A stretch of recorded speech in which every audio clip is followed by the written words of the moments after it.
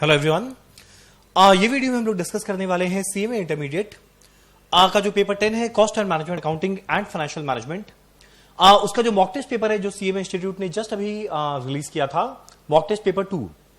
जो mock test paper 1 था उसका ऑलरेडी हम लोग डिस्कशन करके काफी टाइम पहले यूट्यूब में मैंने अपलोड कर दिया था। जो मॉक टेस्ट पेपर 2 है उसको हम लोग आज इस वीडियो में पूरा डिस्कस करने वाले हैं।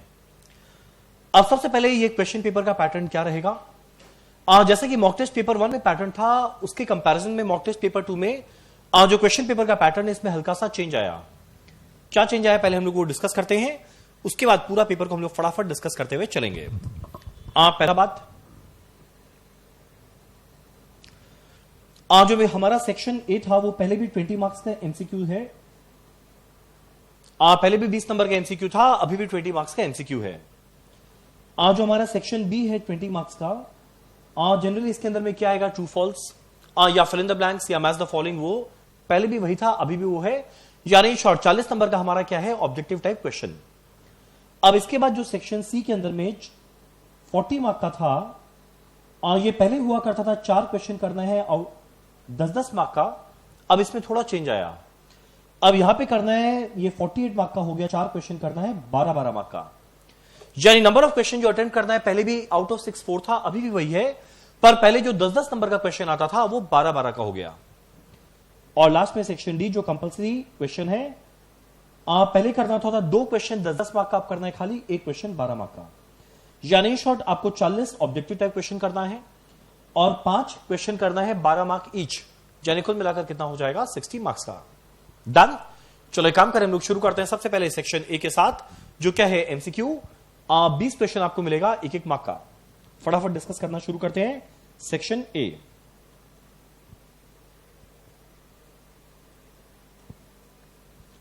सबसे पहले क्वेश्चन नंबर 1 क्या लिखा हुआ है, despite the development of management accounting as an effective discipline to improve the managerial performance, it has some limitations. यानी ऑब्वियस सा बात है, मैनेजमेंट अकाउंटिंग काफी हद तक डेवलप हुआ है वर्ल्ड वाइड, पर इसके बावजूद ना मैनेजरियल परफॉर्मेंस को इंप्रूव करना जितना जैसा सोचा गया था इंप्रूव हो पाएगा, पर वैसा अनफॉर्चुनेटली नहीं हो पाया। कारण क्या, कुछ लिमिटेशन है मैनेजमेंट अकाउंटिंग का। क्वेश्चन उठता है क्या क्या है। आज हम लोग थ्योरी डिस्कस किए थे तो हम ये बताया था कि साइकोलॉजिकली ना जो मैनेजमेंट है इस बात को एक्सेप्ट नहीं कर पाता कि जो उसका वे ऑफ थिंकिंग है वो कैसे बदला जाए। यानी सबसे बड़ा रेजिस्टेंस जो आता है वो आता है साइकोलॉजिकल रेजिस्टेंस, कि हम चेंज को एक्सेप्ट करने को तैयार ही नहीं है।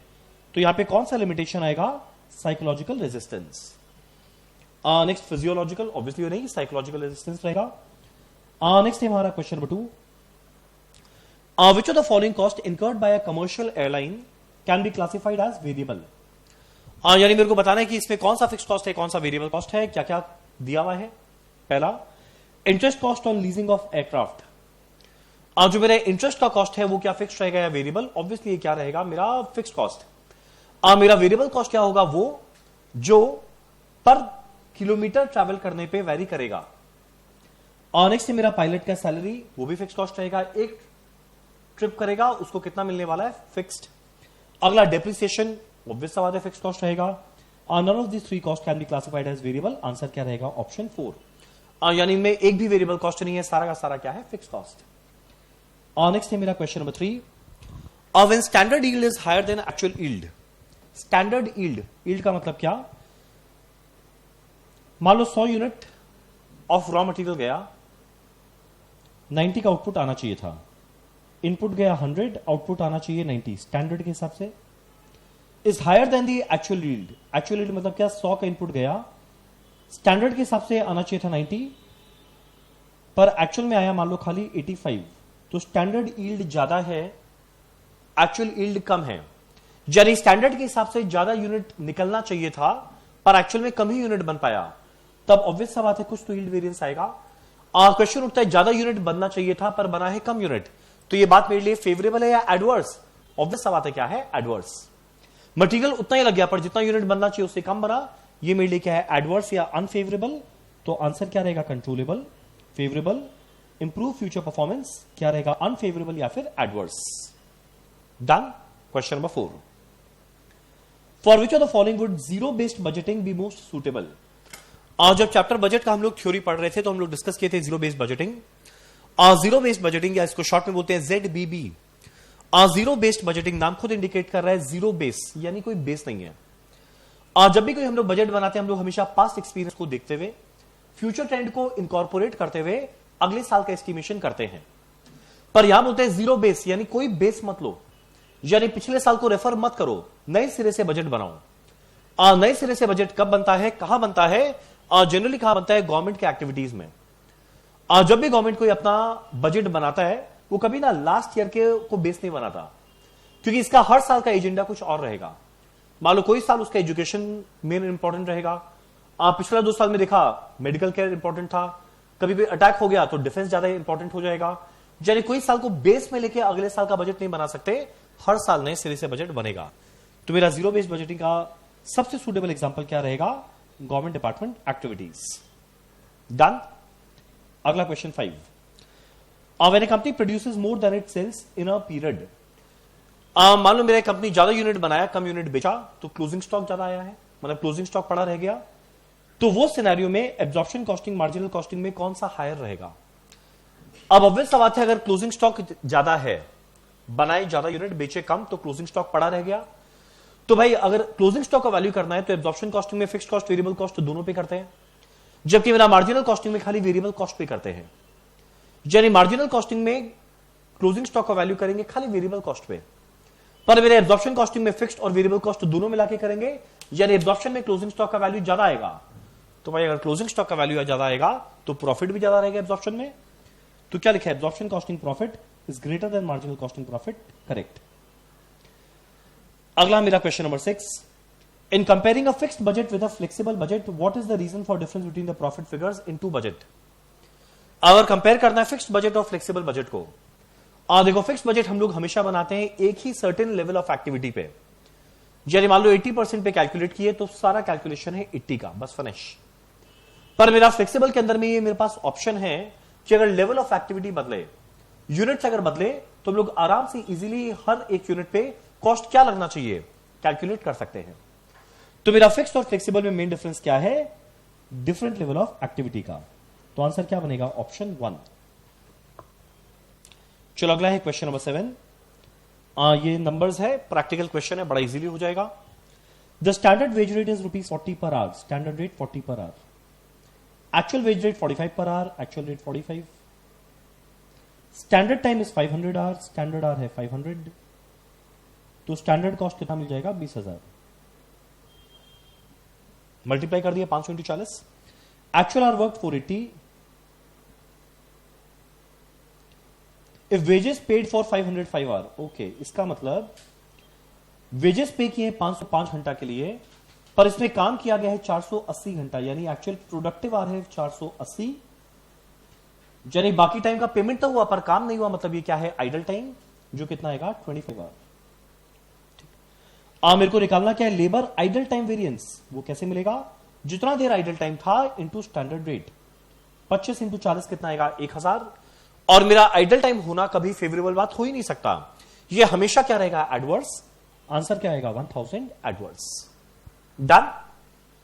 चलो और नेक्स्ट है मेरा क्वेश्चन नंबर 8, एक और practical question. The profit volume ratio of X limited is 50%। मेरा मार्जिन ऑफ सेफ्टी है 40%। जब भी मार्जिन ऑफ सेफ्टी बोलेगा परसेंटेज में, हमेशा सेल का। मेरे को कैलकुलेट करना है profit of X limited if the sale is ₹1 lakh. तो पहला बात, मार्जिन ऑफ सेफ्टी कितना है? 40% ऑफ सेल। तो भाई 1 लाख का 40% माने 40,000। डन। मेरे को कैलकुलेट क्या करना है? प्रॉफिट। मेरा अगला क्वेश्चन उठता है, मार्जिन ऑफ सेफ्टी क्या होता है? प्रॉफिट बाय पीवी रेशियो, जिसका वैल्यू कितना है? 40,000। मेरा पीवी रेशियो कितना दिया हुआ है? 50%। तो भाई पीवी रेशियो है 50%, वैल्यू पुट कर, प्रॉफिट कितना आएगा? 40,000 इंटू 50%, जो कितना मिलेगा? 20,000। आंसर क्या बनेगा? Option 3। Very easy. Next next मेरा क्या लिखा हुआ है? Learning curve theory is not applicable to.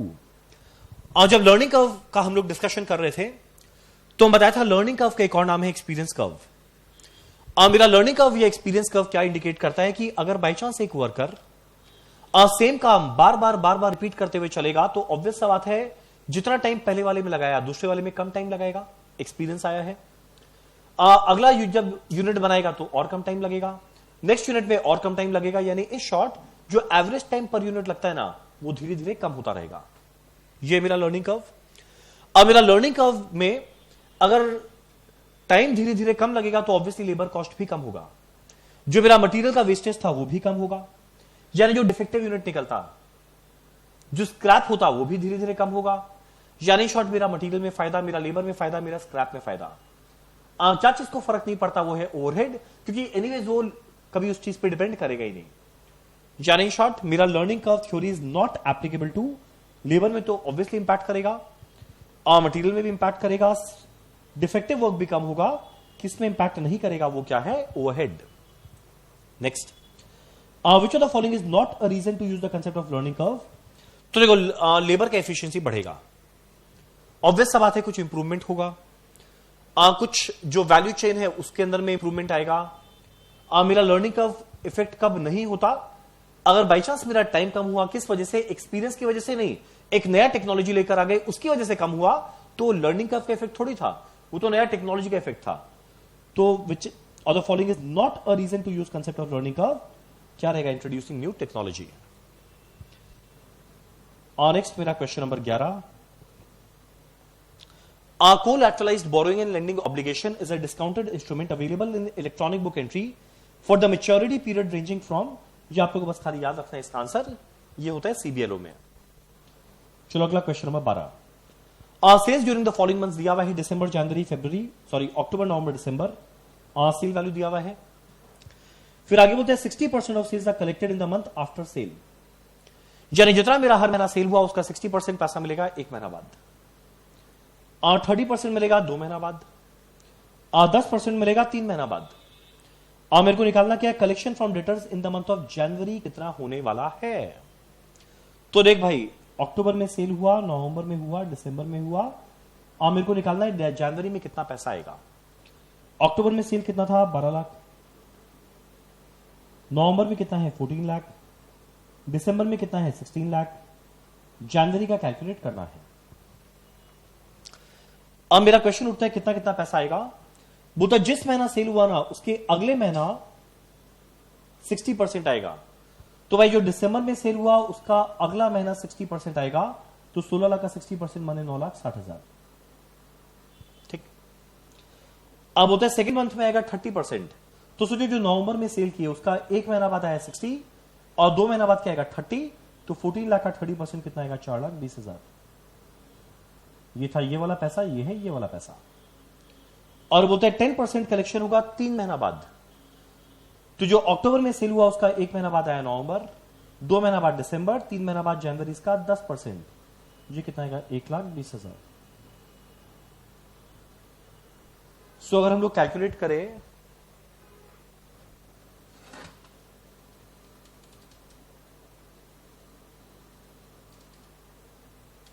$1,20,000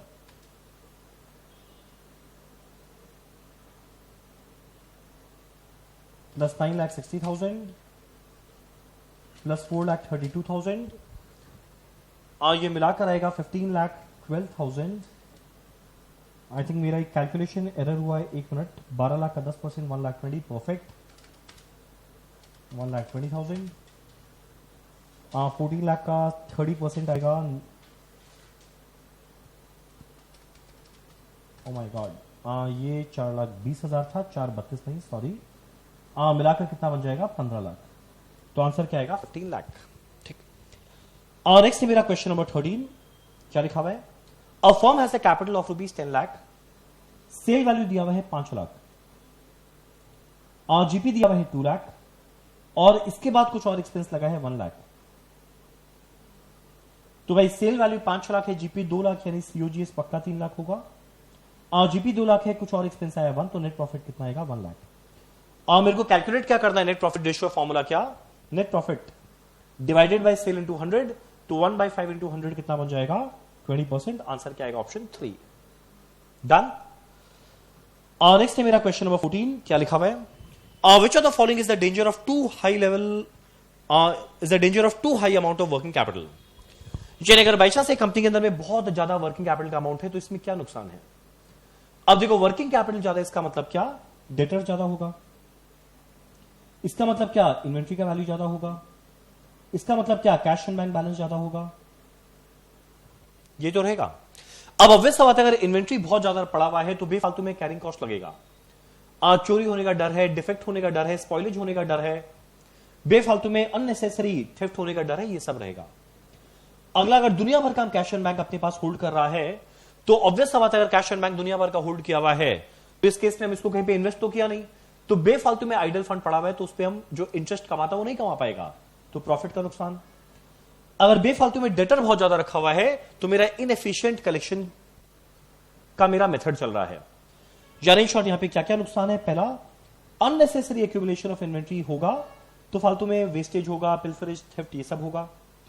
अगला, आइडल फंड पड़ा है तो प्रॉफिट नहीं होगा, तो दो ऑप्शन राइट आया ना, तो ऑब्वियसली क्या होगा, ऑल ऑफ द अबव। ठीक। और नेक्स्ट है मेरा question 15, interest received on long term investment is shown under dash. Investing, operating, financing activity. मेरा ऑपरेटिंग एक्टिविटी क्या है, वो एक्टिविटी जो डे टू डे ऑपरेशन में होता है। मेरा इन्वेस्टिंग एक्टिविटी में क्या आएगा, इन्वेस्टिंग एक्टिविटी में आएगा जहां पे कंपनी अपना लॉन्ग टर्म कहीं कहीं पे इन्वेस्ट करे। वो क्या हो सकता है, आइदर फिक्स एसेट, परचेज या सेल, या फिर इन्वेस्टमेंट खरीदा बेचा। तो जो मेरा इंटरेस्ट मिल रहा है इन्वेस्टमेंट पे, वो कहां पर जाएगा, इन्वेस्टिंग एक्टिविटी पर। वही अगर बाई चांस लोन ले या इक्विटी से पैसा ले, प्रेफरेंस से पैसा ले, उनको डिविडेंड इंटरेस्ट पे करना है, वो क्या होगा, फाइनेंसिंग। पर अगर वो उसका ये चीज का काम है तो वो ऑपरेटिंग बन जाएगा। चलो अगला क्वेश्चन नंबर 16, क्या लिखा है, dividend pay out ratio is equal to. और dividend pay out ratio chapter ratio analysis, इसका फॉर्मूला हुआ करता था कितना डिविडेंड दे रहे हैं आउट ऑफ कितना अर्निंग्स इनटू 100। मेरा डिविडेंड पे आउट रेशियो क्या होता है, एक इक्विटी शेयर होल्डर के लिए अर्निंग्स कितना कमाया, मान लो 10, मान लो इसमें डिविडेंड कितना दे रहे हैं, 6, यानी कितना परसेंट डिविडेंड दे रहे हैं, 6 बाई 10 इंटू 100, 60%। तो मेरा डिविडेंड पे आउट रेशियो क्या होगा, कितना डिविडेंड दिए आउट ऑफ अर्निंग्स। तो आंसर क्या होगा, डीपीएस बाई ईपीएस, तो dividend per share divided by earnings पर इक्विटी शेयर। चलो अगला question number 17, a company has a debt equity ratio 1.75, debt equity ratio 1.75, यानी हर 1 रुपए के इक्विटी के अगेंस्ट में डेट है 1.75 as compared to 1.5 industry average, जबकि बाकी इंडस्ट्री में क्या चल रहा है, हर 1 रुपए के इक्विटी के अगेंस्ट में डेट खाली 1.5 का। यानी इंडस्ट्री के अंदर में डिवेंचर का वैल्यू कम है, पर मेरे कंपनी में डिवेंचर का वैल्यू बहुत ज्यादा है।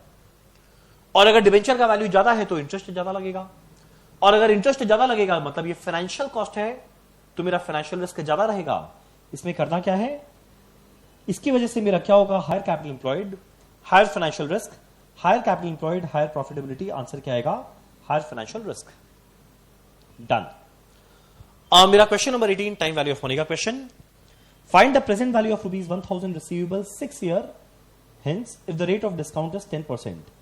तो याद करो फ्यूचर वैल्यू का फॉर्मूला था present value into 1 plus r to the power n। ठीक।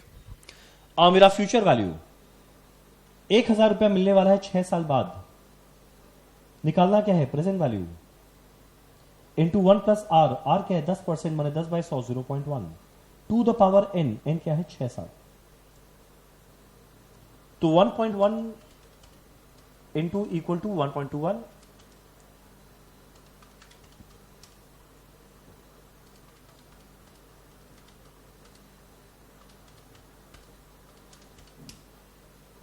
ये आएगा 1000 is equal to present value into 1.771561।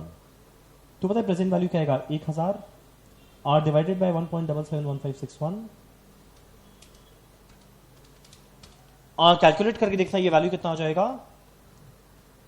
564.47 answer रहेगा ये वाला।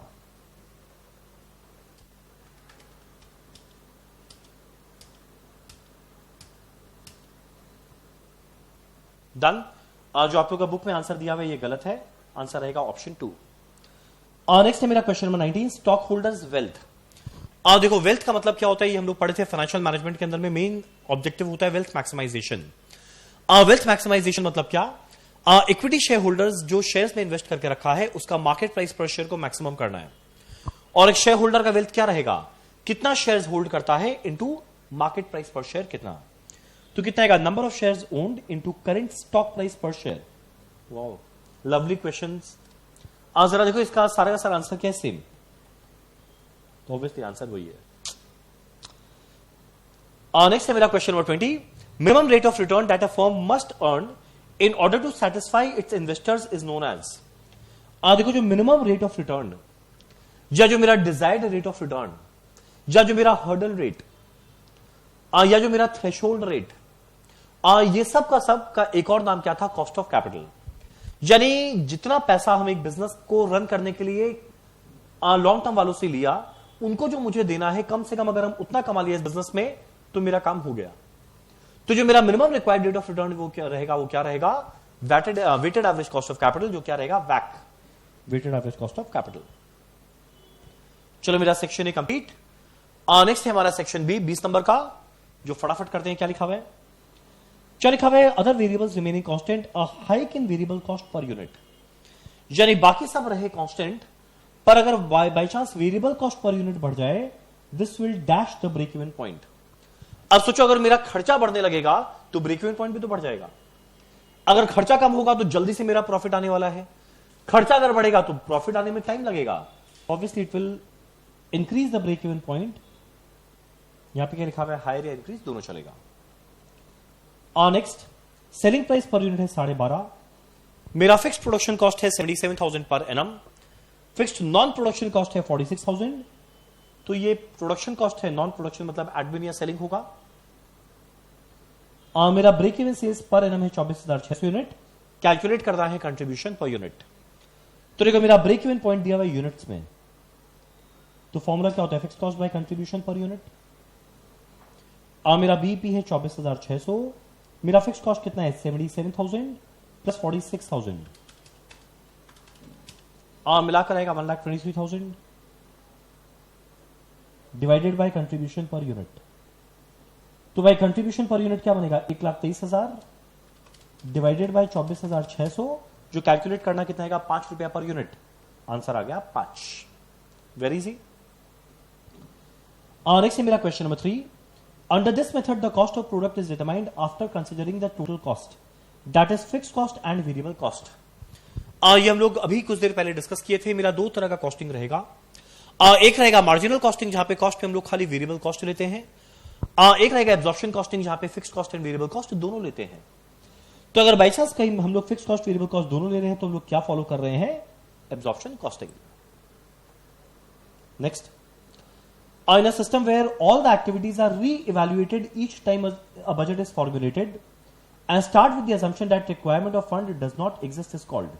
देखो अभी हम लोग जस्ट कुछ देर पहले डिस्कस किए थे कि जीरो बेस्ड बजटिंग में हम लोग वापस से नए सिरे से बजट बनाते हैं बिना कोई बेस लिए। तो ये जो सिस्टम फॉलो कर रहे हैं इसको क्या बोलते हैं, जीरो बेस्ड बजटिंग। नेक्स्ट है मेरा क्वेश्चन नंबर 5। स्टैंडर्ड कॉस्टिंग का क्वेश्चन है। क्या दिया हुआ है, स्टैंडर्ड प्राइस पर केजी ऑफ मटेरियल 2 रुपया, स्टैंडर्ड रेट है 2। एक्चुअल मटेरियल यूज, तो एक्चुअल क्वांटिटी कितना है 2000।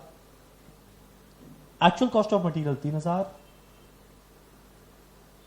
तो एक्चुअल रेट कितना आ जाएगा, 3000 बाय 2000 1.5।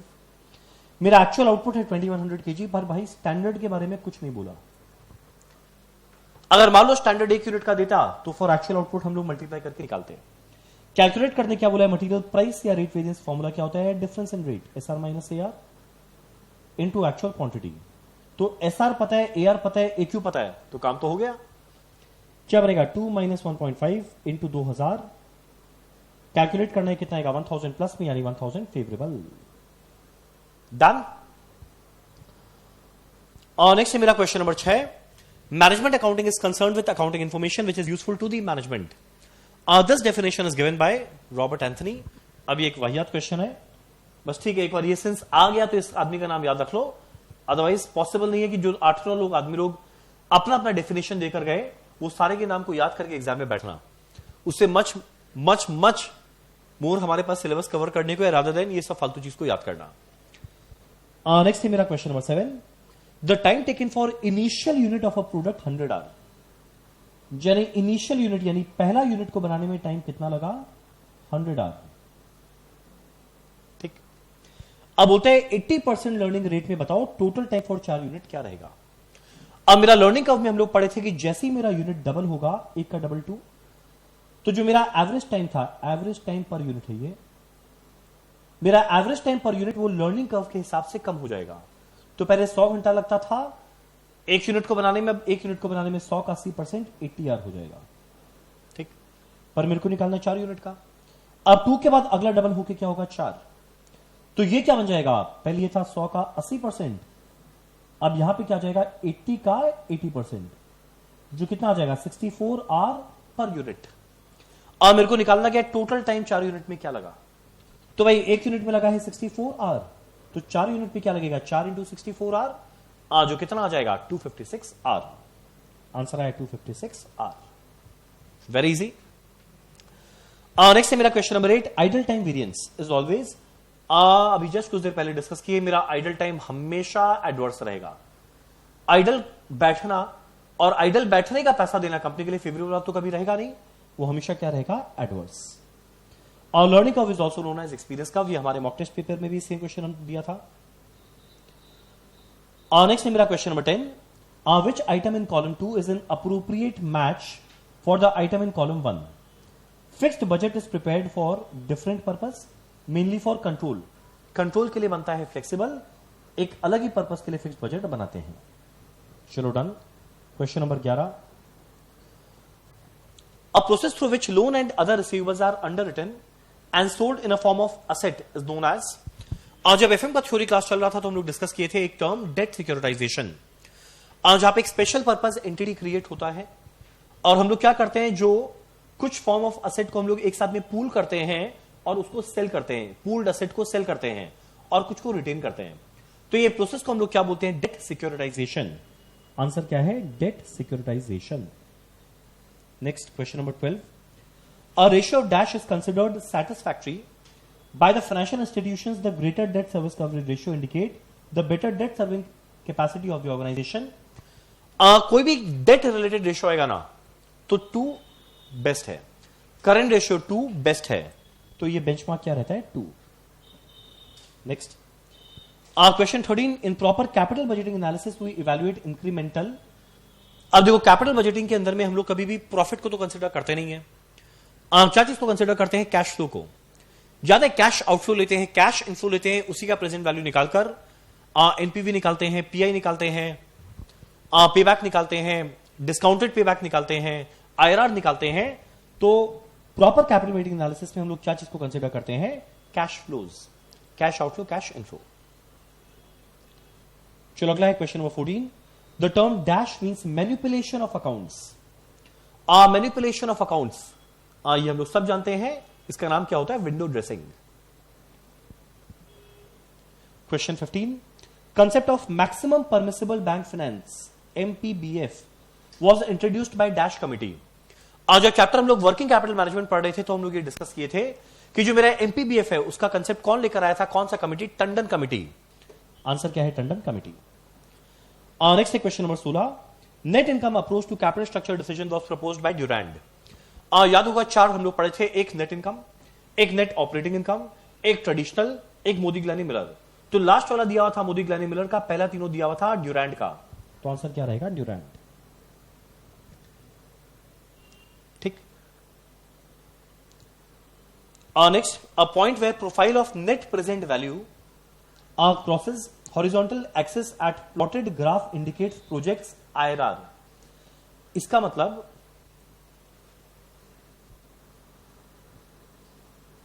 अगर ऐसा लाइन ड्रॉ करे तो इस लाइन का मतलब क्या, NPV negative, NPV positive, NPV 0। तो जिस जगह एनपीवी 0 है, जिस जगह एनपीवी 0 है, यानी PV of cash outflow, PV of cash inflow same, जिस रेट पे दोनों सेम हो जाए उस रेट को हम लोग क्या बोलते हैं IRR. Next, GP ratio for a firm remains the same. यानी मेरा जीपी रेशियो एक कंपनी का सेम रह गया, पहला साल में 40% था, अगले साल भी 40%, but the net profit ratio is decreasing, पर एनपी रेशियो कम हो गया। मान लो यहां था 20%, यहां पे हो गया 15%। तो रीजन फॉर सच बिहेवियर क्या रहेगा, यानी सेल और सीओजीएस का रेशियो सेम चल रहा है, जीपी तक तो सेम आया, पर जीपी के बाद जो अदर एक्सपेंस होता है ना, जैसे एडमिनिस्ट्रेटिव या सेलिंग एंड डिस्ट्रीब्यूशन, तो जो और खर्चा है वो पक्का सेकेंड ईयर में बढ़ा होगा। तो ये क्या है इंक्रीज इन अदर एक्सपेंसेस। चलो अगला क्वेश्चन 19। सेल वैल्यू दिया हुआ है 50,000।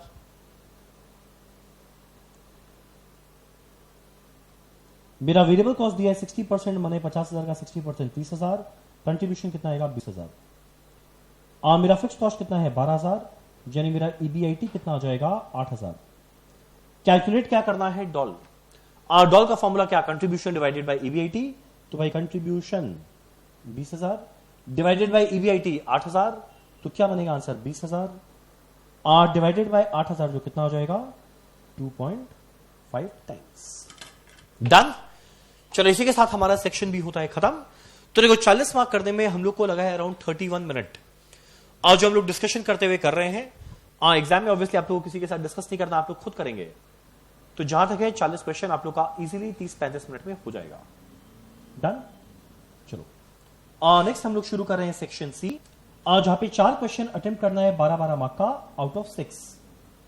ये 6 में 5 प्रैक्टिकल जनरली पूछेगा और 1 थ्योरी पूछेगा। सो आप लोग 5 जो प्रैक्टिकल है ना, उसमें भी 4 करने से काम हो जाएगा। सो जहां तक एग्जाम में आप लोग का शायद प्रैक्टिकल करने से आराम से काम निकल जाए। चलो स्टार्ट करते हैं लाइन बाय लाइन, एक एक क्वेश्चन। सबसे पहले क्वेश्चन नंबर 1। क्या लिखा हुआ है, product B is one of a number of product produced and sold by FL limited. मेरा प्रोडक्ट बी कंपनी बनाकर बेचता है out of many product. The following information relate to product B. पहला, production या सेल पर पीरियड कितना है 2000 unit, यानी एक पीरियड में 2000 यूनिट बनाकर बेच रहा है। सेलिंग प्राइस पर यूनिट दिया हुआ है 10, वेरिएबल कॉस्ट दिया हुआ है पर यूनिट 6.3। मेरा फिक्स कॉस्ट लगेगा 5,400 रुपया, विच इज अवॉइडेबल अगर प्रोडक्ट बी को बंद कर दे, यानी मेरा अवॉइडेबल फिक्स कॉस्ट है, यानी अगर बी बनेगा तो ये लगेगा, अदरवाइज नहीं लगेगा। फिर आगे बोलते हैं 12,000 रुपया share of general company cost है, which will remain if the product is discontinued, यानी भले मेरा प्रोडक्ट को डिसकंटिन्यू कर दे पर स्टिल ये वाला खर्चा लगेगा। तो भाई पहला वाला अवॉइडेबल है, ये वाला अनअवॉइडेबल है। सिंपल। पार्ट 1 में क्या पूछा है कैलकुलेट करने। Discuss on the claim made by one of the management member that the production and sale of product B should be discontinued. क्या बोलता है, प्रोडक्ट बी के सेल को डिसकंटिन्यू कर दो। बताओ ये सही बोल रहे हैं या नहीं। तो भाई देखते हैं बी को बेचकर क्या होता था। सेल वैल्यू कितना था 2000 इंटू 10, 20,000 रुपया। मेरा वेरिएबल कॉस्ट आता था 2000 इंटू 6.3, 12,600 रुपया। यानी मेरा कंट्रीब्यूशन कितना था 7,400। जो मेरा फिक्स कॉस्ट प्रोडक्ट बी पे ही डिपेंड कर रहा है, वो भी तो डायरेक्टली उससे रिलेट किया। तो अवॉइडेबल फिक्स कॉस्ट कितना आ रहा है 5,000, यानी 2,400 रुपया मेरा प्रोडक्ट बी को बनाकर आ रहा है। मेरा 2,400 रुपया, सॉरी ये 5,400 था, यानी 2,000। मेरा 2,000 रुपया प्रोडक्ट बी को बनाकर आ रहा है। तुम लोग लेगा 12,000 रुपया और भी तो फिक्स कॉस्ट लगा, पर ध्यान दो ये तो अनअवॉइडेबल है, यानी ये बनाए ना बनाए वो खर्चा तो एनीवेज लगेगा। यानी प्रोडक्ट को बनाने के लिए इतना से लगेगा, प्रोडक्ट को बनाने पे इतना वेरिएबल कॉस्ट और इतना एक्स्ट्रा कॉस्ट लगेगा। यानी भाई प्रोडक्ट बी को बनाने से 2,000 का प्रॉफिट आता है, यानी मेरा मार्जिन आ रहा है 2,000। अगर ये 12,000 को माइनस कर दो तो एक बार का नेट लॉस 10,000 है, पर वो गलत चीज है, क्योंकि ये बनाए या नहीं बनाए वो मेरा एनीवेज 10,000 रुपया तो लगता ही, ये 12,000 तो लगता। यानी प्रोडक्ट बी को बनाने की वजह से मेरा 2,000 रुपया कुछ तो देके गया कंपनी में। तो क्वेश्चन उठता है क्या कंटिन्यू करना चाहिए, बिल्कुल करना चाहिए। तो नेट मार्जिन आया 2,000, नेट लॉस है -10, तो product B is making a net loss. इसीलिए reason for management decision to discontinue the product सही है, पर ये कंट्रीब्यूशन दे रहे हैं ₹2,000 to company. In absence of any more profitable use of capacity production should be continued. आप production को कंटिन्यू करो क्योंकि 2,000 रुपए का कंट्रीब्यूशन देके जा रहा है।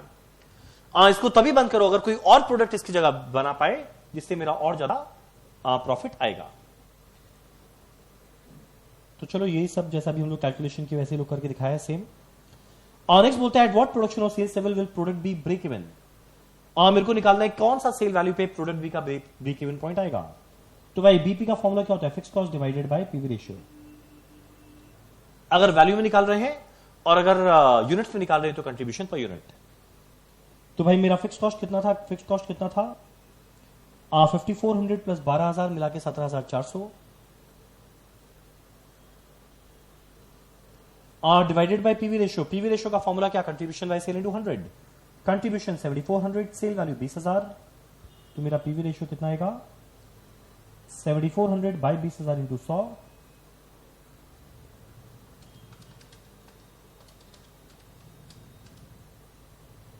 37%। 37% माने 37 बाई 100 0.37। सो मेरा ब्रेक इवन पॉइंट आएगा 17400 डिवाइडेड बाई 0.37, ये वैल्यू आएगा 47027। तो आंसर आया 47027। Very easy. नेक्स्ट है मेरा क्वेश्चन नंबर 3, पार्ट 3 इसका। Product B can be replaced by product Y. बुद्धा भाई जो बी बना रहे थे ना उसकी जगह वाई बना लो, on the basis of 1 unit of Y for 2 unit of B. अच्छा, यानी हर 2 यूनिट ऑफ बी के अगेंस्ट में 1 यूनिट ऑफ वाई ही बन सकता है। हर 2 यूनिट ऑफ बी के अगेंस्ट में 1 यूनिट ऑफ वाई बन सकता है। प्रोडक्ट वाई का सेलिंग प्राइस दिया हुआ है 16 रुपया, और contribution by sale, contribution by sale क्या होता है, पीवी रेशियो 0.3 मतलब 30%। ठीक, इसका सेलिंग प्राइस पर यूनिट कितना 10 रुपया, और पीवी रेशियो निकाले थे 37%। Should the substitution be implemented.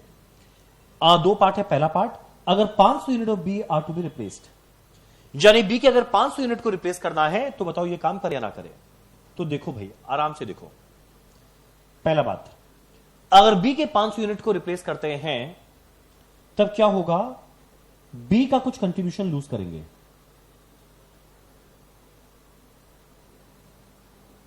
कितना लॉस करेंगे, 500 यूनिट बी का जब बनता तो कंट्रीब्यूशन कितना कमाते, 10 का 37% माने 3.7 रुपीज पर यूनिट, जो हम लोग खो देंगे, जो कितना आ जाएगा 1850।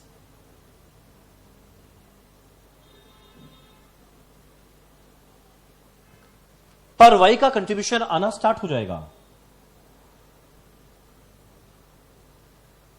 कंट्रीब्यूशन गेन ए का कितना आएगा, अब देखो 500 यूनिट अगर बी का रिप्लेस करते हैं तो देखो 2 के अगेंस्ट में 1 बनेगा, तो भाई 500 के अगेंस्ट में क्या बनेगा, 2 के अगेंस्ट में 1, तो 500 के अगेंस्ट में क्या बनेगा 250, तो 250 यूनिट और बनाएंगे, जिसमें हम लोग कितना कंट्रीब्यूशन कमाते, 16 का 30%, जो कितना आएगा 4.8। तो कैलकुलेट करना 250 इंटू 4.8 कितना बन जाएगा 1200, यानी मेरा नेट में लॉस रहेगा कितने का 650 का। ठीक, तो मेरा नेट में लॉस रहेगा 650 का। अब अगला बोलते हैं all the unit of B are to be replaced. अगर बी के सारे यूनिट को रिप्लेस कर दे, यानी बी का भी हम लोग कितना यूनिट बनाते थे 2000, सबको रिप्लेस कर दे, चलो ठीक है, तब ये सिनेरियो में कंट्रीब्यूशन लॉस कितना होगा, 2000 इंटू 3.7 17,400। पर सुनो सुनो सुनो सुनो, मेरा 17,400 जाएगा और बी को बंद ही कर दिए तो याद है जो 5,400 और लग रहा था वो भी बंद हो जाएगा।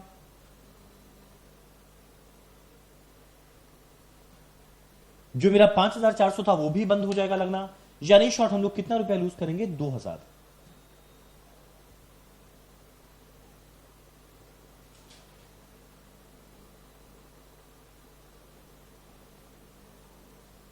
यानी लॉस 7400 का होगा, पर 5,000 का खर्चा भी तो बचेगा, यानी मेरा नेट में लॉस कितना होगा 2,000 का।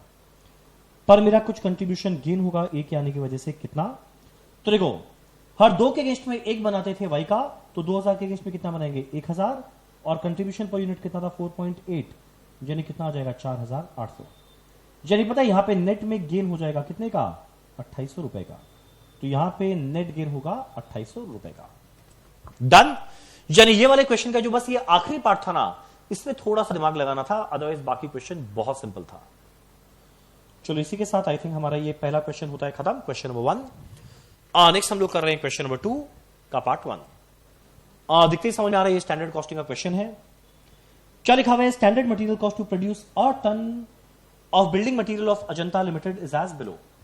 1 टन को बनाने के लिए स्टैंडर्ड में क्वांटिटी क्या लगा, क्या रेट लगा दिया हुआ है। पर ध्यान देना जब भी स्टैंडर्ड क्वांटिटी निकालेंगे वो 1 यूनिट का थोड़ी निकालते हैं, वो तो जितना एक्चुअल में आउटपुट बना उसके लिए निकालते हैं।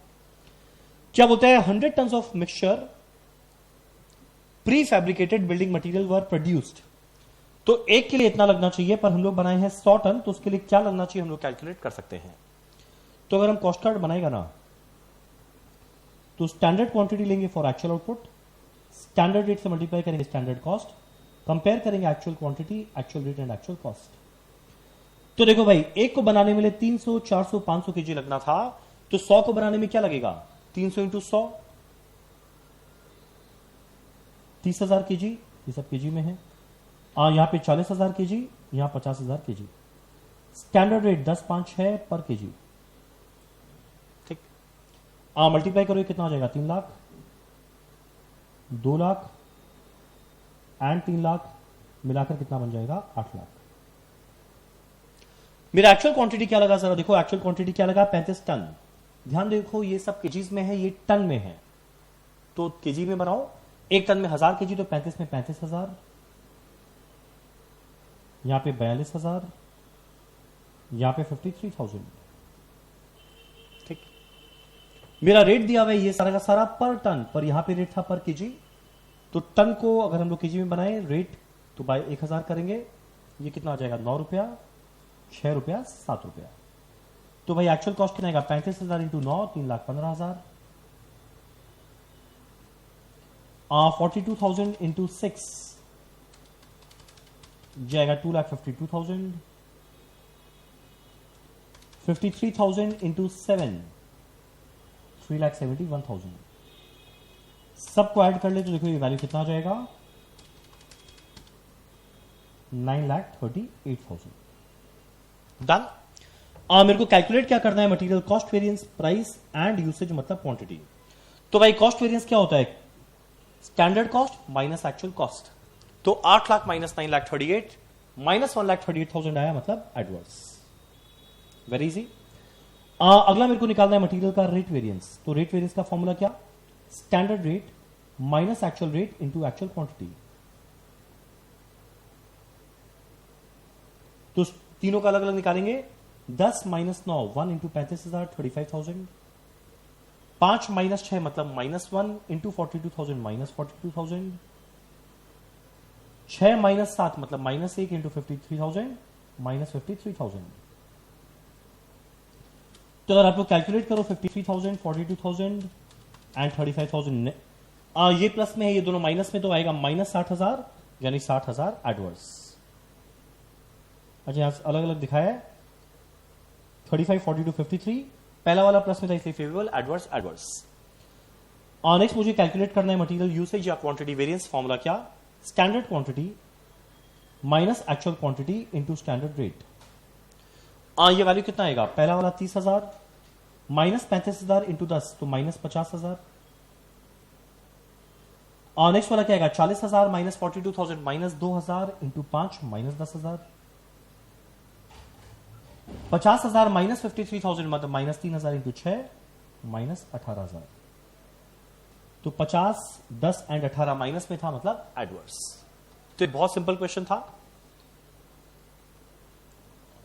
ये सब वर्किंग नोट जैसे हम लोग किए। नेक्स्ट है इसका पार्ट 2। क्या लिखा हुआ है? The following details are available for ABC limited, manufacturing company. मेरा बजट यानी स्टैंडर्ड में दिया हुआ है, एक्चुअल में दिया हुआ है। मुझे कैलकुलेट करना है वेरिएबल ओवरहेड का expenditure, efficiency and total variance. मेरा वेरिएबल ओवरहेड का जो कॉस्ट कार्ड है वो एग्जैक्ट वैसा ही बनता है जैसा लेबर का बनता है। तो क्या आएगा? पहला स्टैंडर्ड आर लेंगे फॉर एक्चुअल आउटपुट, मल्टीप्लाई करेंगे स्टैंडर्ड रेट पर आर, स्टैंडर्ड कॉस्ट मिलेगा। एक्चुअल आर, एक्चुअल रेट पर आर, एक्चुअल कॉस्ट मिलेगा। ठीक, पहला मुझे चाहिए standard R for actual output. तो भाई स्टैंडर्ड में आर कितना है? 2.5 लाख। पर ये कितने आउटपुट के लिए था? 50,000। तो एक्चुअल आउटपुट 40,000 के लिए क्या होगा? ये कैसे आएगा? 2.5 लाख था 50,000 के लिए, तो 40,000 के लिए कितना आ जाएगा? 2 लाख। ठीक, नेक्स्ट मुझे चाहिए स्टैंडर्ड रेट पर आर। तो वेरिएबल ओवरहेड का स्टैंडर्ड रेट पर आर, तो ओवरहेड 5 लाख था, 2.5 लाख घंटे पे, मतलब रेट पर आर कितना था? ₹2 पर आर। तो 2 lakh into 2, 4 lakh. Actual R कितना है? एक्चुअल आर है 2,20,000। एक्चुअल कॉस्ट कितना है? 5,20,000। तो एक्चुअल रेट क्या आएगा? 5,20,000 डिवाइडेड बाय 2,20,000, जो आएगा 2.3636। डन। निकालना क्या है? Total variable overhead variance. तो standard cost minus actual cost, 4 lakh minus 5,20,000 minus 1,20,000 यानी 1,20,000 एडवर्स। और नेक्स्ट मेरे को निकालना एफिशिएंसी वेरिएंस फॉर्मूला क्या है, standard R minus actual R into standard rate. तो 2 lakh minus 2 lakh 20 minus 20,000 into 2 minus 40,000 मतलब 40,000 एडवर्स। और नेक्स्ट निकालना rate variance S R minus A R into actual R. तो 2 माइनस 2.36236 इंटू 2,20,000 कितना आ जाएगा ये 80,000 रुपया एडवर्स। डन। यानी ये पेपर में स्टैंडर्ड कॉस्टिंग का क्वेश्चन बहुत ज्यादा सिंपल था। एक मटेरियल वेरिएंस था, अगला ओवरहेड वेरिएंस था। चलो वेरी इजी। और नेक्स्ट हम लोग कर रहे हैं क्वेश्चन नंबर 3 का पार्ट 1। क्या दिया हुआ है, P Limited has prepared the expense budget for 10,000 unit in its factory for a year as detailed below। तो भाई देख 10,000 यूनिट को बनाने के लिए मेरा कॉस्ट पर यूनिट क्या लगा दिया हुआ है। मेरे को बनाना है 15,000 यूनिट एंड 20,000 यूनिट पे खर्चा क्या लगेगा। मेरा 15,000 यूनिट एंड 20,000 यूनिट को बनाने में खर्चा क्या लगेगा। ठीक। अब देखो जब बजट चैप्टर पढ़े थे तुम लोग ध्यान दिया ना, जितना प्रैक्टिकल किए हैं हम लोग का सारा प्रैक्टिकल एग्जैक्ट किया हुआ रहता था क्लास में। भले ही स्टैंडर्ड कॉस्टिंग का 2 क्वेश्चन हो या बजट का ये क्वेश्चन हो या आगे लर्निंग कर्व का रहे या एफएम का रहे, सब किया हुआ रहेगा। अब ये चैप्टर बजट का, इसका खासियत क्या था, जब भी वेरिएबल कॉस्ट रहेगा हम लोग हमेशा पर यूनिट रखेंगे, फिक्स कॉस्ट आते ही टोटल बनाएंगे। क्योंकि मेरा वेरिएबल कॉस्ट पर यूनिट में रहेगा सेम, मेरा फिक्स कॉस्ट टोटल में रहेगा सेम। देखिए मेरा मटेरियल कॉस्ट है पर यूनिट 25, तो भाई 1 यूनिट पे 25 तो 15,000 में क्या आएगा, 15,000 इंटू 25 3,75,000 और 20,000 इंटू 25 कितना आ जाएगा 5 लाख। मेरा लेबर कॉस्ट 10 रुपया पर यूनिट, तो 1 यूनिट का 10 तो 15,000 का 15,000 इंटू 10, 20,000 का 20,000 इंटू 10। मेरा वेरिएबल ओवरहेड 8 रुपया पर यूनिट, तो 15,000 का 15,000 इंटू 8, 20,000 का 20,000 इंटू 8। मेरा डायरेक्ट एक्सपेंस 3 रुपया पर यूनिट, तो 15,000 का 15,000 इंटू 3, 20,000 का 20,000 इंटू 3। मेरा सेलिंग एक्सपेंस है 10 जिसमें 20% फिक्स्ड है 2, यानी वेरिएबल होगा 8 रुपया पर यूनिट। अब मेरा वेरिएबल तो 8 रुपया पर यूनिट है, वैसे ही होना चाहिए था, पर मेरा फिक्स कॉस्ट था 2 रुपया पर यूनिट। जब कितना यूनिट बनाते थे 10,000, यानी मेरा 2 रुपया पर यूनिट था फिक्स कॉस्ट, जब 10,000 था यानी फिक्स कॉस्ट 20,000 रुपया था और फिक्स कॉस्ट टोटल में सेम होता है, तो फिक्स कॉस्ट 20,000 लिखेंगे। और मेरा वेरिएबल कितना आएगा 1 यूनिट का 8, तो 15,000 का 15,000 इंटू 8 और 20,000 का 20,000 इंटू 8। डन। और नेक्स्ट है मेरा फैक्ट्री एक्सपेंसेस 5 रुपया पर यूनिट, 100% फिक्स्ड, तो ये पूरी फिक्स्ड है। और अगर ये फिक्स्ड कॉस्ट है तो टोटल में निकाल, तो भाई 1 यूनिट का 5 तो 10,000 का 10,000 इंटू 5 कितना आएगा 50,000, ये हमेशा रहेगा टोटल में सेम। डन। मेरा एडमिनिस्ट्रेशन एक्सपेंस 2 रुपया पर यूनिट, ये पूरी फिक्स्ड है, टोटल निकाल। 1 यूनिट का 2 तो 10,000 का 10,000 इंटू 2 20,000 और यहां भी क्या आएगा 20,000। और लास्ट में मेरा डिस्ट्रीब्यूशन एक्सपेंस है 6, इसमें फिक्स्ड और वेरिएबल दोनों है। 6 का 85% वेरिएबल, यानी 5 रुपया 10 पैसा पर यूनिट और बाकी 0.9 पर यूनिट है फिक्स्ड।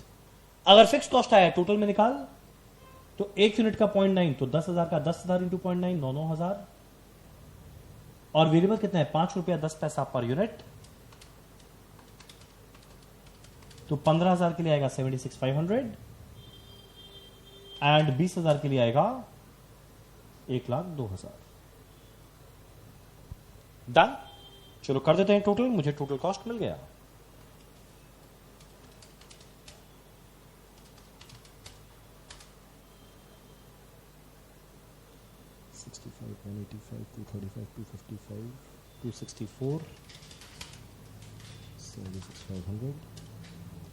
ऐड करके देखना, ये आएगा 985500। अब जरा 20,000 यूनिट का निकाले, 5 7 लाख 8 लाख 60 9 लाख 20 9 लाख 40 11 लाख 1150 1170 1179 1281। डन। चलो इसी के साथ हमारा क्वेश्चन नंबर 3 का पार्ट 1 होता है खत्म, जो बहुत इजी क्वेश्चन था।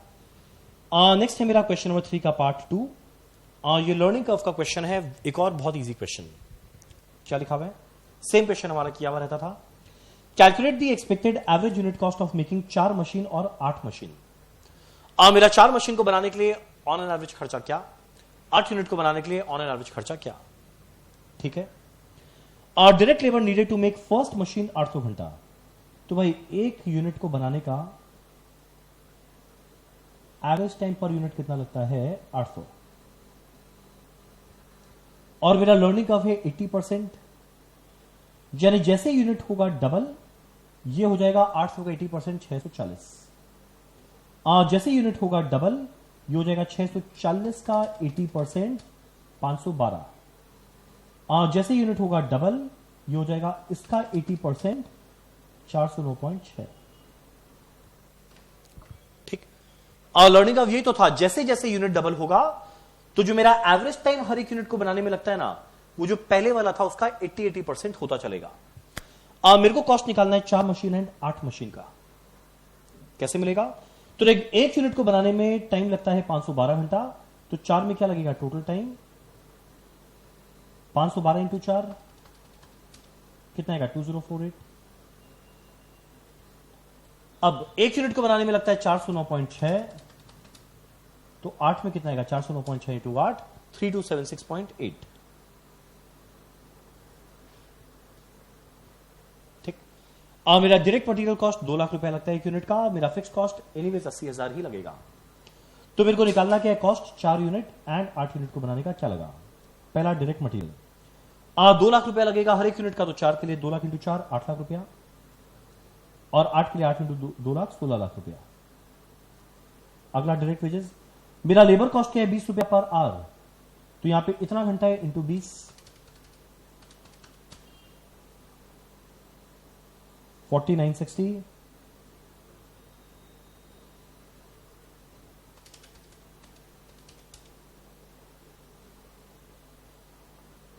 और यहां लगेगा 3276.8 इंटू 20 65536। और मेरा फिक्स कॉस्ट तो ऑब्वियसली सेम रहेगा, कितना रहेगा? 80,000 80,000। टोटल करना कितना हो जाएगा? ये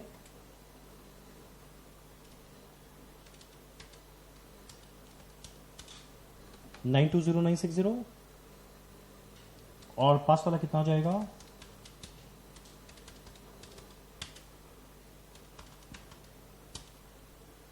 174536। ठीक, यह है मेरा टोटल कॉस्ट। मेरे को निकालना था एवरेज में कॉस्ट क्या लगा। तो भाई इतना खर्चा लगा 4 के लिए, तो एक के लिए कितना लगेगा? 92960 डिवाइडेड बाय 4, 230240 आ गया एवरेज कॉस्ट। ये लगा 8 के लिए, तो एवरेज में खर्चा क्या लगेगा? 218192। तो एक और इजी क्वेश्चन था, सेम हमारा किया हुआ था। ये था क्वेश्चन नंबर 3। नेक्स्ट हमारा है क्वेश्चन नंबर 4।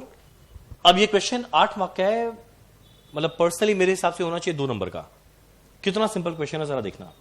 वापस से सेम क्वेश्चन सेम नंबर के साथ हमारा किया हुआ रहता था एफएम में, एग्जैक्ट सेम नंबर्स के साथ। आई थिंक हमारे बुक का क्वेश्चन नंबर 2 था लेवरेज का। Consider the following information of के लिमिटेड। क्या क्या दिया हुआ है? पहला बात, ईबीआईटी है 1120, ईबीटी है 320, फिक्स्ड कॉस्ट है 700। You are required to find out the percentage change in EPS if sales increased by 5%। यानी सेल के 5% चेंज होने पे ईपीएस कितना चेंज होगा। यानी सेल के चेंज होने पे ईबीआईटी कितना चेंज होगा ये बताता था डॉल। ईबीआईटी के चेंज होने पे ईपीएस कितना चेंज होगा ये बताता डीएफएल। सेल के चेंज होने पे ईपीएस कितना चेंज होगा ये बताता है डीसीएल। यानी मुझे क्या निकालना है? डीसीएल का वैल्यू। क्वेश्चन उत्तर डीसीएल कैसे मिलेगा? Contribution divided by EBT. EBT का वैल्यू ये रहा। कंट्रीब्यूशन क्या होता है? कंट्रीब्यूशन कैसे मिलेगा? जरा इनकम स्टेटमेंट सोचना। Sale minus variable cost contribution minus fix cost EBIT. ठीक, ईबीआईटी दिया हुआ है 1120, मेरा फिक्स कॉस्ट दिया है 700। तो अगर बैक कैलकुलेशन करेंगे ये कितना बन जाएगा? 1820। तो भाई कंट्रीब्यूशन 1820, ईबीटी है 320, तो पता है डीसीएल कितना आ जाएगा? 5.6875 टाइम्स। और मेरा डीसीएल क्या इंडिकेट करता है? 1% सेल चेंज होगा तो मेरा ईपीएस चेंज होगा इतना परसेंट। तो अगर सेल 5% चेंज हुआ तो ईपीएस कितना चेंज होगा? This into 5। तो कैलकुलेट करना, 10 इंटू 5 कितना बन जाएगा? 28.4375%। 8 मार्क का क्वेश्चन। बढ़िया है सब आए तो। अब यहां पे डॉल डीएफएल निकाला, कोई काम का नहीं था, हम लोग सीधा डीसीएल निकालेंगे, कंट्रीब्यूशन डिवाइडेड बाय ईबीटी। ठीक। अगला एक theory assumption of MM model. ये हम लोग बहुत डिटेल में जाने थे, बहुत सारा अजम्पशंस था, ये आप लोग को पता है। नेक्स्ट आया मेरा क्वेश्चन नंबर 5 का पार्ट 1 क्या लिखा हुआ है? ये मैनेजमेंट ऑफ रिसीवेबल्स का एक बहुत ही ज्यादा सिंपल क्वेश्चन है। यहां पे खाली 2 लाइन का क्वेश्चन है। ये क्या है? N limited currently has sale of ₹30 lakh with average period of 2 months। आज के दिन सेल है 30 लाख, क्रेडिट पीरियड है 2 महीना। At present no discount are offer to customer. आज के दिन कैश डिस्काउंट कुछ नहीं है। The management of the company is thinking to allow a discount of 2% on cash sales, which result in the average collection period would reduce to 1 month. अगला 50% of customers would take advantage of 2% discount और मेरा required rate of return कितना है? 25%। बताओ cash sales दे या फिर ना दे। तो भाई 2 कॉलम बनाते हैं, present and proposed.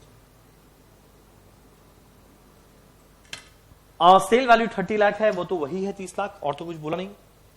Sale value दोनों में 30 लाख है, यानी वेरिएबल कॉस्ट भी सेम रहेगा, माने कंट्रीब्यूशन भी सेम रहेगा, या जीपी भी सेम रहेगा, फिक्स कॉस्ट भी कुछ बोला नहीं, मतलब सब सेम रहेगा।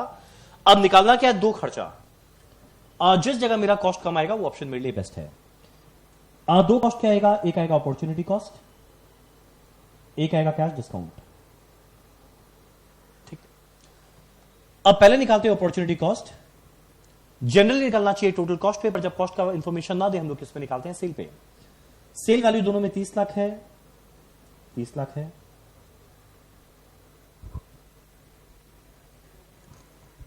मल्टीप्लाई करेंगे इंटरेस्ट रेट से, इंटरेस्ट रेट 25% है।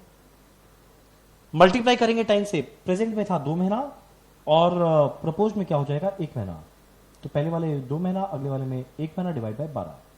तो 30 lakh into 25% 7.5 lakh, divided by 12, इधर आएगा 60 to 500, इधर कितना आएगा? 1,25,000। ठीक। प्रेजेंट में बोलता है डिस्काउंट नहीं है, डिस्काउंट नहीं है, पर प्रपोज में डिस्काउंट है। और कितने लोग डिस्काउंट लेने वाले हैं? 50% कस्टमर, यानी 30 लाख का 50% कितना होता है? 15 लाख रुपया। और इनको डिस्काउंट कितना देंगे? 2%। तो भाई 15 लाख रुपए का डेटर 2% डिस्काउंट लेके जाएगा, यानी मेरा कितना खर्चा हो जाएगा? 30,000। यानी मेरा प्रेजेंट में कॉस्ट कितना लग रहा था? 1,25,000। प्रपोज में कितना हो जाएगा? 90 to 500। तो मेरा खर्चा कहां पे कमाया? प्रपोज में। कितने रुपए से कमाया? जरा कैलकुलेट करके देखना। 30 to 500। तो ऑब्वियसली इसको प्रपोज वाला सिनेरियो को एक्सेप्ट करना चाहिए। कारण क्या? यहां पे बेनिफिट होगा कितने का? 32,500। डन। चलो, एक बहुत ही इजी क्वेश्चन था। नेक्स्ट मेरा एक क्वेश्चन है, question number 2, chapter capital budgeting. I think इससे इजी क्वेश्चन हम लोग शायद कभी किए ही नहीं होंगे कैपिटल बजटिंग में। कारण क्या है? कैश आउटफ्लो सीधा दिया है, कैश इनफ्लो सीधा दिया है, पीवी फैक्टर सीधा दिया है, कैलकुलेट करना है एनपीवी। और हम लोग कितना अच्छा तरह का क्वेश्चन करते थे। Anyways, project A, project B mutually exclusive project है। इसका लाइफ 4 इयर्स, इसका लाइफ 5 इयर्स। इनिशियल इन्वेस्टमेंट दिया हुआ है 22,000 27,000। तो भाई कैश आउटफ्लो है 22-27।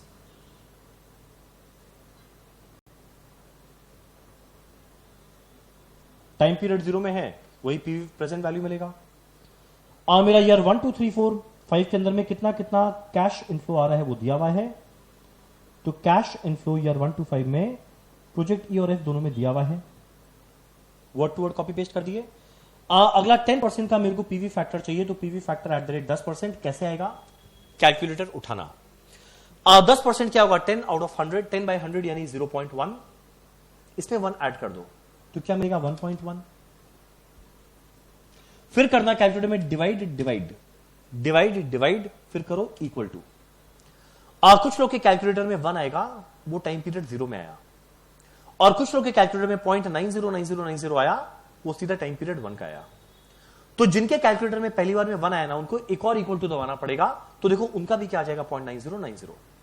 ये जो आया वो क्या आया? 1 रुपया अगर 1 साल बाद मिले तो प्रेजेंट में वैल्यू कितना है? 0.909। यह है टाइम पीरियड 1 का। एक और इक्वल टू दबा 0.826 टाइम पीरियड 2। एक और इक्वल टू दबा 0.751। एक और इक्वल टू दबा 0.683। एक और इक्वल टू दबा 0.621। अब कुछ नहीं करना, जो मेरा प्रोजेक्ट ई में हर साल का कैश इनफ्लो था उसको अपने पीवी फैक्टर से मल्टीप्लाई कर दो, मेरे को मिलेगा प्रेजेंट वैल्यू। सिमिलरली हम लोग ये सेम कैलकुलेशन करेंगे प्रोजेक्ट एफ के कैश इनफ्लो को पीवी फैक्टर से मल्टीप्लाई करके, ये मुझे मिलेगा प्रेजेंट वैल्यू। सबको ऐड किए, यह है present value of cash inflow, यह है present value of cash outflow. तो एनपीवी क्या आएगा, अगर ये ए है और ये बी है तो ए माइनस बी। तो देखो यहां पे क्या कैलकुलेट करने बोला था, एनपीवी ऑफ द प्रोजेक्ट हम लोग कर लिए, ये आया एनपीवी। अब आगे क्या बोलता है, रेकमेंड करो कौन सा प्रोजेक्ट को एक्सेप्ट करे। अब लोचा हो गया यहां पे आपका सीएम इंस्टीट्यूट एक बहुत बड़ा गलती कर दिया। वो सीधा सीधा कंपेयर किया, प्रोजेक्ट बी के अंदर में एनपीवी ज्यादा है उसको एक्सेप्ट करो, गलत। अब प्रोजेक्ट ए था 4 साल का, प्रोजेक्ट बी था 5 साल का, तो भाई 4 साल का एनपीवी को 5 साल के एनपीवी के साथ कंपेयर करना तो गलत है। जहां मेरे को निकालना पड़ेगा पर एनम एनपीवी क्या है, और पर एनम के लिए डिवाइड बाय 4 डिवाइड बाय 5 मत करना, हम लोग डिवाइड किससे करते हैं, एन्युटी फैक्टर से। ये आप लोगों का सोल्यूशन गलत किया हुआ है, इंस्टीट्यूट के सजेस्टेड आंसर में इसको सही करके आना। तो यहां पे 4 साल की जगह 4 साल का पीवी फैक्टर का समेशन लेंगे, जो क्या है 0.909, 0.826, 0.751, 0.683 को का समेशन।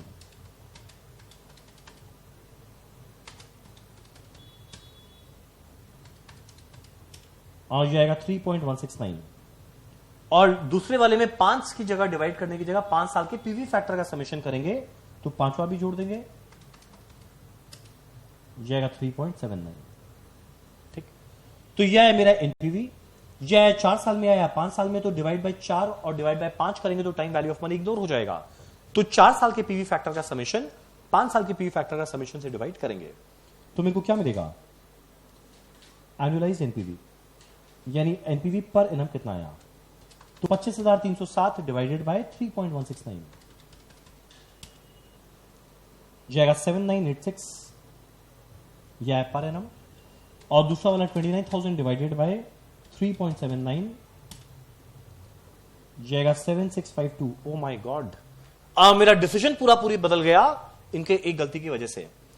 यानी इवन दो मेरा टोटल में एनपीवी इसमें ज्यादा है, पर एनपीवी पर एनम इसमें ज्यादा है, यानी आइडियलिस्टिकली इसे क्या करना चाहिए, प्रोजेक्ट ए को एक्सेप्ट करना चाहिए।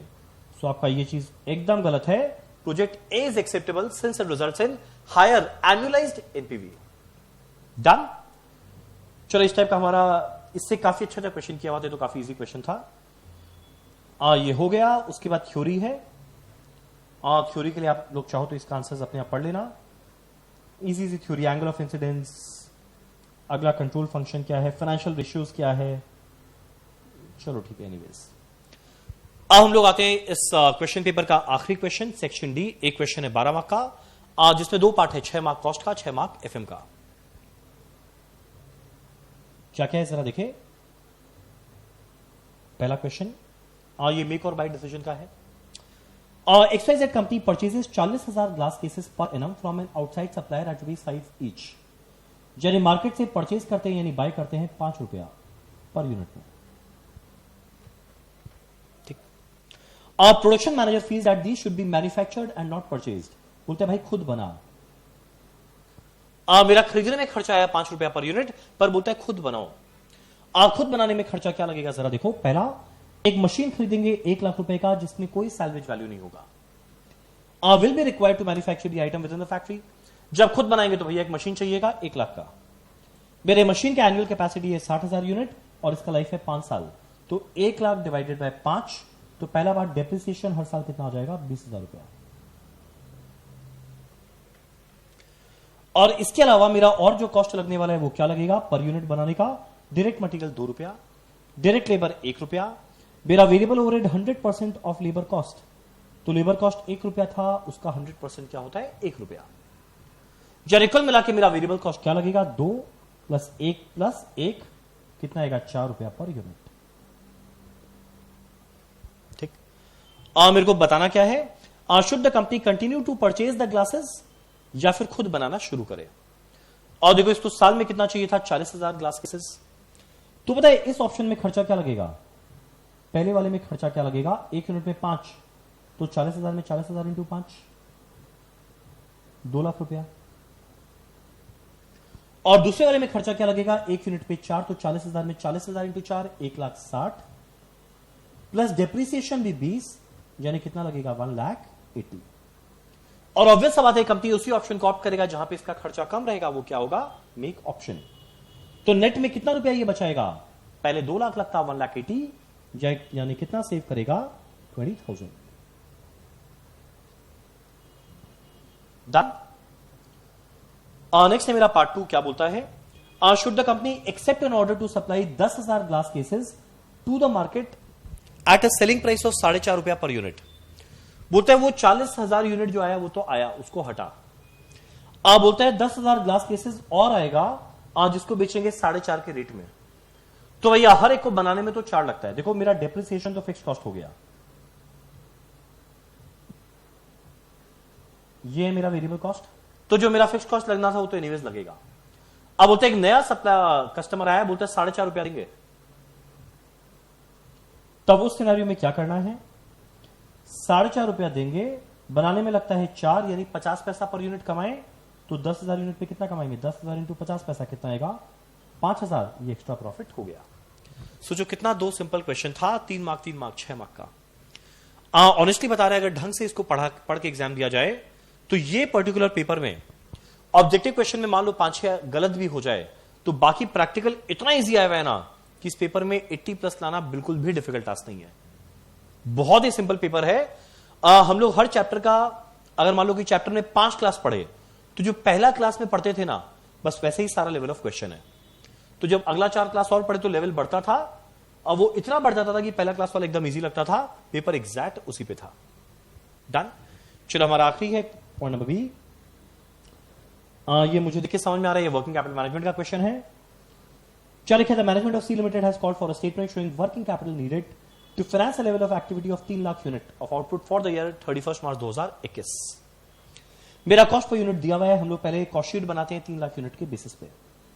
तो भाई 1 यूनिट का 20, तो 3 लाख का कितना आएगा, 3 lakh into 20 60 lakh. Direct labour 1 unit का 5, 3 लाख का 3 lakh into 5 15 lakh. Prime cost है 75 लाख, ये रॉ मटेरियल, ये लेबर। और मेरा ओवरहेड है 15 रुपया पर यूनिट, तो 3 लाख का 3 लाख इंटू 15 45 लाख, यानी कि बन जाएगा 1 crore 20 lakh total cost. Add करना है प्रॉफिट, मिलेगा सेल। ये चीज इररिलेवेंट है क्योंकि हम लोग हमेशा फॉलो करते हैं कैश कॉस्ट। डन। अब मेरे को क्या क्या चीज कैलकुलेट करने बोला है, past trend indicate that raw materials are held in stock on an average for 2 months. तो भाई पहले निकालना है रॉ मटेरियल स्टॉक 2 महीने का, यहीं पे निकाल दे सारा। मेरा रॉ मटेरियल स्टॉक आएगा 2 महीने का, किस पे कैलकुलेट करेंगे 60 लाख पे। तो 60 लाख ये था साल भर का, बाय 12 इंटू 2 कितना बन जाएगा, 60 लाख बाय 12 इंटू 2 10 लाख। तो मेरा raw material stock 10 lakh. WIP बोलते हैं हाफ मंथ का रहेगा, हाफ मंथ माने 0.5 मंथ्स, और ये कंप्लीट भी कितना है, खाली 50%। यानी जब WIP निकालेंगे वो कैसे आएगा, जो रॉ मटेरियल था और जो कन्वर्जन कॉस्ट था जिसमें लेबर एंड ओवरहेड दोनों आएगा। तो मेरा मटेरियल लगा 60 लाख और लेबर ओवरहेड भी लगा 60 लाख। मेरा WIP कैसे आएगा, अगर हम कैलकुलेट करें, हम WIP का कैलकुलेशन कर रहे हैं 60 लाख मटेरियल और डिवाइडेड बाय 12, इसका पीरियड कितना था, हाफ मंथ माने 0.5, और कंप्लीट भी कितना हुआ है 50%। और ये नहीं बोला 50% कन्वर्जन कॉस्ट था, बोला 50% हुआ है, मतलब मटेरियल और कन्वर्जन कॉस्ट दोनों में इतना है मटेरियल। और मेरा कन्वर्जन कॉस्ट में क्या आएगा, लेबर ओवरहेड मिला के 60 लाख बाय 12 इंटू 0.5 का भी 50%।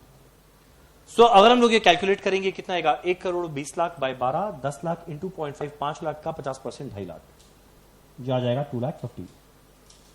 क्या आएगा WIP स्टॉक। नेक्स्ट है मेरा FG स्टॉक। FG स्टॉक है 1 महीना के लिए।